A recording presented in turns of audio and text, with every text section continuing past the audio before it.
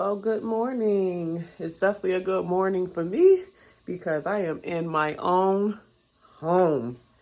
Now, this clip that I'm about to show you guys, it just basically confirms how truckers do not get paid for all their time.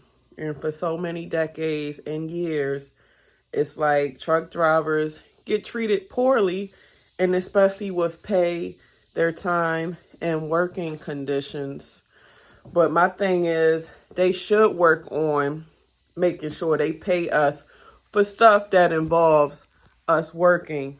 Now, I understand that when we shut down, say we drive by 11 hours or however many hours you drive, and it's time to shut down at a truck stop to rest.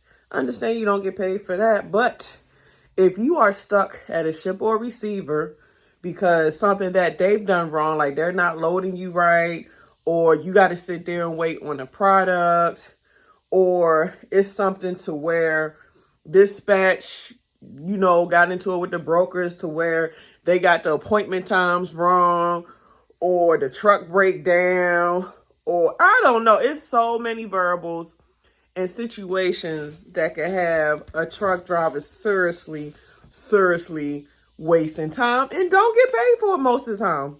I mean, you fight for detention, you fight for layover, you fight for breakdown pay, but it don't always get paid out. Like when I was broke down the other day, there was a truck driver there, and he was at that dealership for a whole week. And I think he said his company only paid him $50. $50 a day. That's bogus. My company pays $70 a day. Bogus. So I'm sitting here stuck in a whole nother state when my whole purpose to be an OTR driver is to drive, and sometimes it don't feel worth it.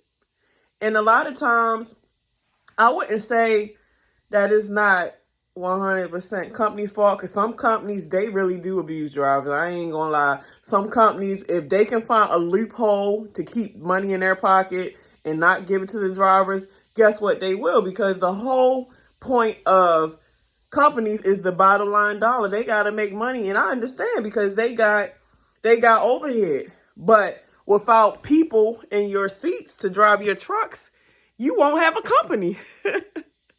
So I'm not directing this to one company because, like I said, I've been going through these type of problems since I've started trucking. Every other truck driver have these problems. Like, this is an ongoing problem, and it's like people try to protest in DC or protest in other places. I think they did a protest, in Canada? I don't know.